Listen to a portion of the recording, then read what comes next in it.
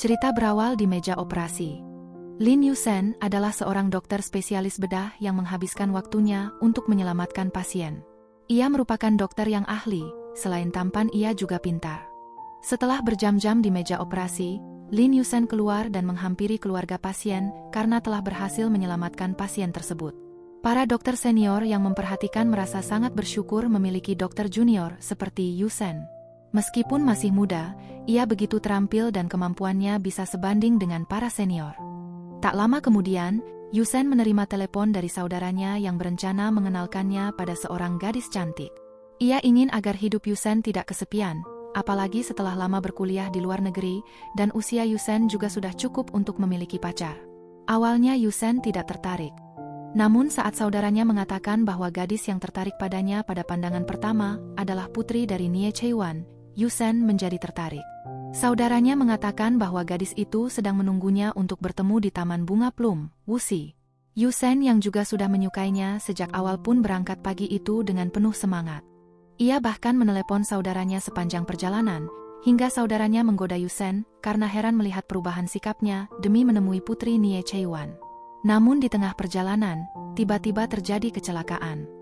Truk di depan mobil Yusen oleng karena ada kain yang menghalangi, hingga berdampak pada mobil Yusen yang berada di belakang. Hari itu, Yusen mengalami kecelakaan yang sangat parah.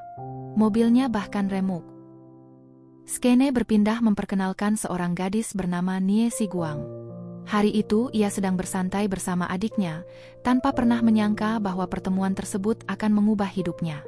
Ia bertemu dengan guru les baru adiknya bernama Jiang Rui, yang merupakan teman mahasiswa satu fakultas dengannya, namun mereka belum pernah bertemu sebelumnya.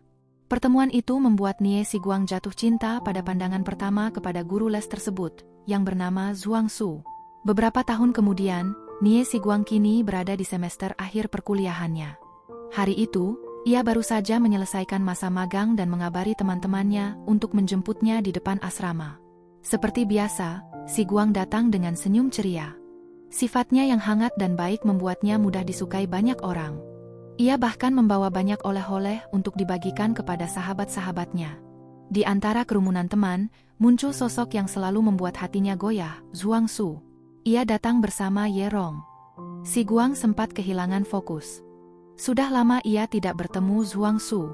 Sejak awal kuliah, perasaan itu ia simpan rapat-rapat, tak pernah diucapkan, dan hingga kini masih tetap sama, tersimpan dalam diam.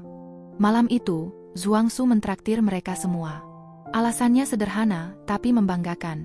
Bahkan sebelum wisuda, ia sudah diterima bekerja di Banhuaya Shanghai. Gelas-gelas diangkat, sorak kebanggaan memenuhi meja makan. Tak ada yang heran.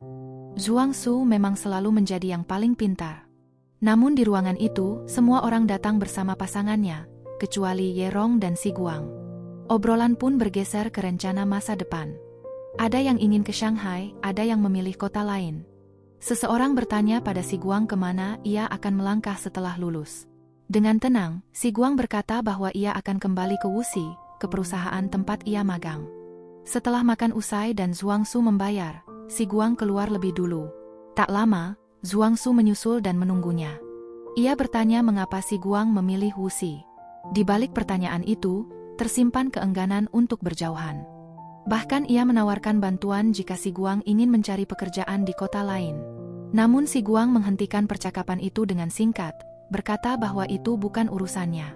Tak lama, teman-teman mereka datang dan suasana pun terhenti. Tak berselang lama, ponsel Siguang berdering. Pamannya, Jiang Pangping, memintanya menginap di rumah dan mengatakan bahwa kamar sudah disiapkan. Siguang pun berpamitan, meninggalkan area asrama dan menunggu bus di halte. Namun panggilan lain masuk. Kali ini dari Jiang Rui, anak pamannya. Ia memaksa Siguang membawa konsol game, meski Siguang sudah mengatakan bahwa benda itu tertinggal di asrama. Jiang Rui terus membujuk, mengingatkan bahwa kakaknya sering lupa. Akhirnya, Siguang kembali ke kamar asrama untuk mengambil konsol tersebut. Saat ia berada di balik kelambu ranjang, teman-temannya masuk tanpa menyadari keberadaannya. Tanpa sengaja, Siguang mendengar percakapan mereka. Mereka membicarakan Ye Rong dan Zhuang Su yang sejak tadi saling diam. Mereka sudah lama tahu bahwa Ye Rong dan Zhuang Su saling menyukai, namun hubungan itu tak pernah benar-benar berjalan. Ye Rong mengeluh, merasa Zhuangsu kini telah berubah. Obrolan itu pun berakhir, dan mereka pergi. Di waktu yang sama, Si Guang telah meninggalkan asrama dan menaiki bus. Sementara itu, Si Guang larut dalam pikirannya. Ia teringat saat pertama kali mengenal Zhuangsu, ketika pria itu menjadi guru les adiknya di liburan semester 3. Ia ingat pernah berkata pada adiknya bahwa Zhuangsu adalah pria paling tampan di fakultasnya. Ia juga menyesali satu hal, mengapa dulu ia memilih pindah ke asrama itu. Si Guang akhirnya tiba di tujuan. Di sana, Jiang Rui sudah menunggunya dengan sepeda. Malam itu, mereka makan malam bersama bibinya. Pamannya meminta Si Guang pindah dan tinggal di rumah mereka, namun Si Guang menolak. Skripsinya belum selesai, dan ia tak ingin repot harus bolak-balik. Bibi lalu menceritakan masa lalu yang selama ini jarang dibicarakan. Ayah Si Guang, Nie Cheiyuan, pernah ditinggalkan oleh cinta pertamanya, Qiang Fangfing. Setelah itu, ia bertemu ibu Si Guang, seorang wanita yang mencintainya saat ia belum memiliki apa-apa. Ibu Si Guang menemani perjuangannya, membangun bisnis dari nol hingga sukses. Namun ketika kejayaan datang, segalanya berubah. Qiang Fangfing kembali ke hidup Nie Cheiyuan. Dengan pengaruh dan kata-katanya, ia membuat Nie Cheiyuan menceraikan istrinya dan lebih mempercayainya. Hingga kini, wanita itu hidup bersamanya, membawa anaknya, dan mengendalikan kehidupan dan hatinya. Si Guang kini telah kembali ke asrama bersama Xiao Feng. Sepanjang jalan, Xiao Feng terus mengeluh tentang mahalnya biaya mencetak CV di tempat fotokopi kampus. Si Guang pun bertanya heran, mengapa Xiao Feng tetap ingin bekerja padahal ia sudah diterima untuk melanjutkan kuliah. Teman-teman yang lain ikut bertanya, apakah itu berarti Xiao Feng juga akan ikut pameran pekerjaan? Xiao Feng hanya tersenyum dan berkata bahwa ia sekadar ingin mencari pengalaman. Di sisi lain, Si Guang kembali sendirian dengan pikirannya. Ia teringat perkataan Zhuangsu tentang rencana pekerjaannya setelah lulus. Kata-kata itu terus terngiang hingga membuatnya berubah pikiran. Akhirnya, Si Guang memutuskan untuk ikut pameran pekerjaan bersama teman-temannya. Pagi itu, semua orang sibuk menyiapkan CV, sementara Si Guang justru baru bangun tidur. Mereka pun berangkat bersama. Bus yang mereka tumpangi sangat padat. Hampir semua penumpang membawa map berisi CV, menuju tempat yang sama dengan harapan masing-masing.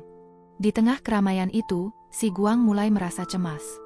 Ia melihat Zhuangsu juga datang ke pameran tersebut. Si Guang khawatir Zhuangsu akan mengira bahwa keputusannya datang hari ini hanyalah karena terpengaruh olehnya. Sesampainya di lokasi, suasana semakin ramai. Para pacar teman-temannya sudah menunggu di sana. Mahasiswa dari berbagai universitas memenuhi area pameran, mengantre di stan-stan perusahaan besar. Satu persatu, teman-temannya mulai menyebarkan CV. Si Guang pun melakukan hal yang sama. Mereka berpencar, masing-masing mengejar peluangnya sendiri. Setelah beberapa waktu, teman-temannya sudah selesai dan duduk beristirahat. Si Guang menjadi orang terakhir yang keluar dari kerumunan. Ia menyadari masih banyak CV yang belum tersalurkan. Tanpa banyak bicara, Zhuangsu mengambil CV itu dari tangannya dan membawanya pergi. Zhuangsu menyerahkan CV tersebut kepada seorang senior yang ia kenal di perusahaan Shengyuan.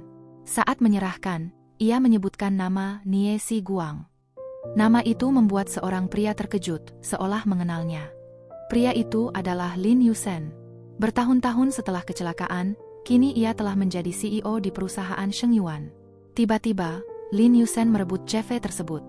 Zhuangsu menyapanya, dan Yusen bertanya mengapa pelamar bernama Nie Si Guang tidak datang sendiri. Zhuangsu memberikan alasannya. Lin Yusen terdiam saat melihat isi CV itu. Ia menyadari bahwa orang tersebut adalah gadis yang seharusnya ia temui sebelum kecelakaan yang mengubah hidupnya. Setelah itu, Lin Yusen pergi tanpa berkata apa-apa.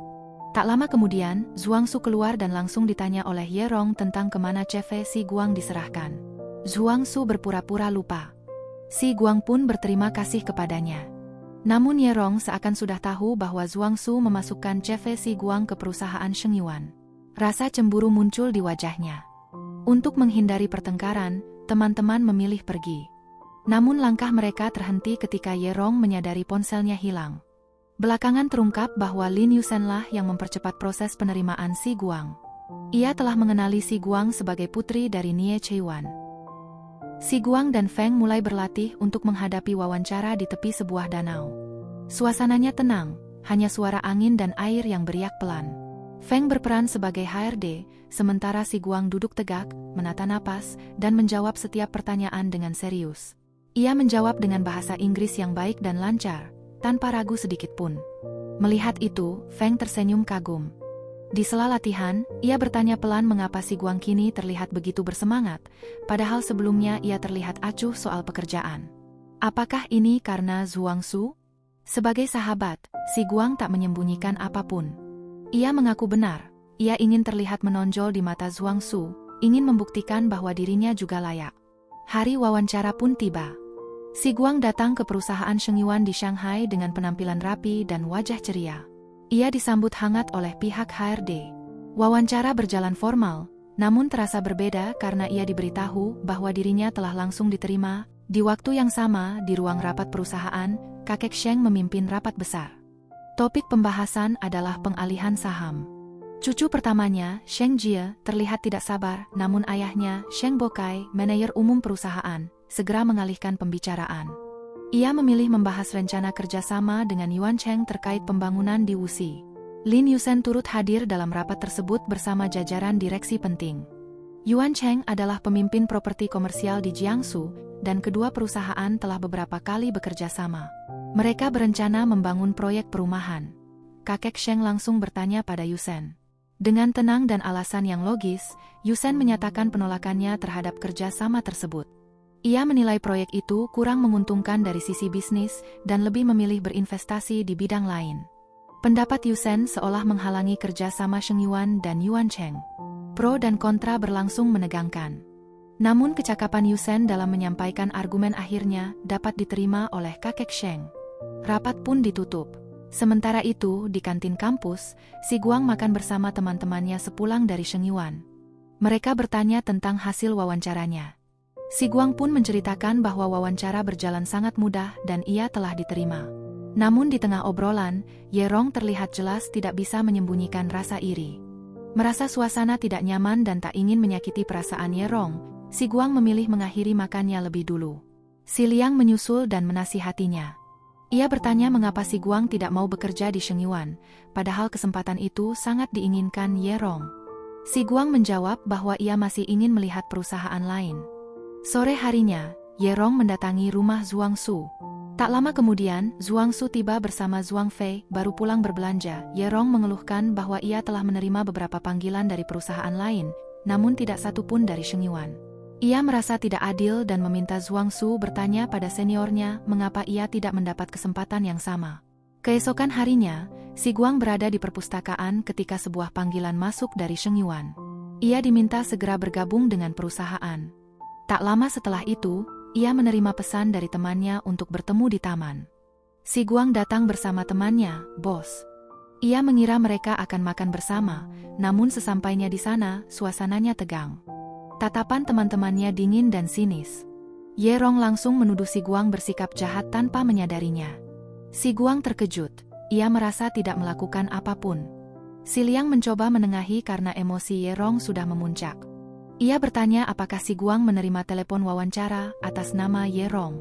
Si Guang menjawab jujur, ia tidak menerima telepon apapun. Namun Ye Rong terus menuduhnya memfitnah. Tak satu pun dari mereka mempercayai si Guang. Tidak ada yang membelanya. Si Guang kembali menjelaskan bahwa saat telepon itu masuk, ia tidak berada di asrama karena sedang di perpustakaan. Namun Ye Rong terus menuduhnya iri dan bertindak kejam. Kata-katanya tajam dan menusuk. Ia bahkan menuduh bahwa si Guang tidak ingin Ye Rong dan Zhuangsu bersama. Si Guang berdiri sendirian, diserang oleh orang-orang yang selama ini ia anggap sahabat. Dengan suara bergetar, ia menegaskan sekali lagi bahwa ia tidak melakukan apapun. Mau percaya atau tidak, itu terserah mereka. Saat si Guang hendak menelepon pihak perusahaan untuk meluruskan masalah, Zhuangsu tiba-tiba merebut ponselnya. Di saat itu, si Guang menyadari satu hal yang paling menyakitkan. Zhuangsu tidak membelanya. Hatinya runtuh. Ia merasa hancur dan sendirian. Dengan mata berkaca-kaca, si Guang mengatakan bahwa ia tidak bersalah, lalu berbalik pergi. Ia menangis. Bukan karena dituduh, tetapi karena tidak dipercaya oleh orang-orang yang selama ini ia anggap keluarga. Kilas balik. Ternyata, beginilah rasanya ketika dua orang mencintai satu pria yang sama. Salah satunya harus diinjak habis-habisan, hanya karena berani mengejar cintanya sendiri. Sejak awal, si Guang merasa dirinya sudah salah. Ia tidak menyerah, meskipun Zhuang Su pernah menolaknya. Ia tetap bertahan, tetap berharap, padahal cintanya sudah jelas bertepuk sebelah tangan. Bukan hanya ia yang menyukai Zhuang Su, Ye Rong juga menyukainya. Bahkan mungkin lebih berhak, karena kedekatan Ye Rong dan Zhuang Su sudah terjalin sejak kecil. Status mereka memang tak pernah jelas, tapi kehadiran Ye Rong selalu lebih dulu. Karena itu, si Guang memilih bertanya langsung. Ia mengirim pesan singkat pada Zhuang Su, menanyakan hubungan sebenarnya antara dirinya dan Ye Rong. Ia hanya ingin kejelasan, agar tidak terus terjebak dalam rasa suka yang menggantung dan menyakitkan. Namun pesan itu tak pernah dibalas. Dan diam itu terasa seperti jawaban paling kejam. Si Guang menyadari bahwa mungkin dugaannya benar, Zhuang Su dan Ye Rong memang memiliki hubungan. Ia menyesal karena belum menyerah sejak awal. Ia menangis, merasa dirinya terlalu bodoh karena terus berharap pada sesuatu yang tak pernah benar-benar menjadi miliknya. Keesokan harinya, si Guang bertekad meluruskan semuanya. Gosip tentang dirinya sudah menyebar kemana-mana. Ia mulai merapikan barang-barangnya.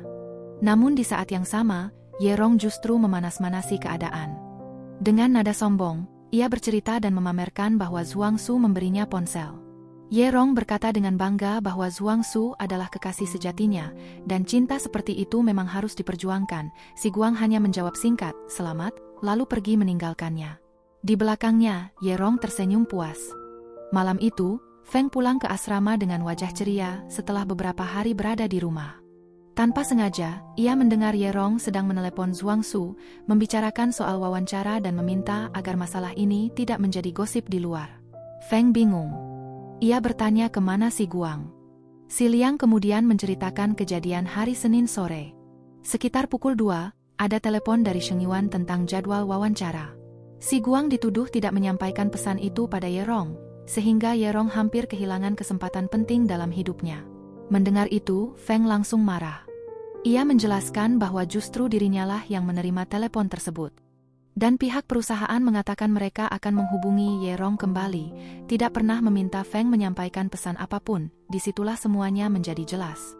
Sebagai sahabat terdekat si Guang, Feng mengundang semua orang untuk makan bersama. Di hadapan mereka, Feng menyampaikan klarifikasi secara terbuka. Ia menjelaskan dengan detail bahwa Ye Rong melewatkan kesempatan wawancara itu bukan karena kesalahan si Guang. Ia bahkan menunjukkan bukti konkret. Tak lama kemudian si Guang datang, ia membawa bukti tambahan, data perpustakaan yang menunjukkan bahwa saat telepon itu masuk, ia sedang berada di sana. Ia memperlihatkan jam masuk peminjaman buku. Ia juga memutar rekaman audio percakapannya dengan salah satu staf Sheng Yuan. Tak ada lagi yang bisa menyangkal. Kebenaran akhirnya muncul. Si Guang terharu. Feng membelanya tanpa ragu di depan semua orang. Karena itu pula, si Guang berusaha keras mencari bukti agar nama sahabatnya juga bersih. Bos dan yang lain akhirnya meminta maaf karena tidak mempercayainya sejak awal. Si Guang menyindir pelan bahwa mereka memang belum benar-benar mengenalnya, kecuali Feng. Namun di balik itu, ada kebanggaan dalam dirinya. Ia berhasil menyelesaikan masalahnya dengan cara yang jujur dan bermartabat. Setelah kejadian itu, si Guang memutuskan untuk tidak tinggal di asrama lagi. Ia ingin fokus menyelesaikan skripsinya. Ia tidak ingin lulus tahun depan. Ia ingin melangkah maju. Di sisi lain, Zhuang Su juga menerima telepon dari seniornya, bahwa selama ini ada kebohongan yang disembunyikan. Tak lama, ibunya datang. Ia berkata kini hatinya sedikit lega. Zhuang Su sudah mendapatkan pekerjaan. Tinggal adiknya yang masih kuliah. Zhuang Su meminta maaf karena kondisi ekonomi mereka pas-pasan. Namun ibunya berkata ia tidak keberatan. Justru ia bangga pada anaknya. Ia hanya berpesan satu hal, jangan terlalu lama mengejar karir dan segeralah menikah dengan Ye Rong. Mereka sudah bersama sejak kecil dan dianggap setara.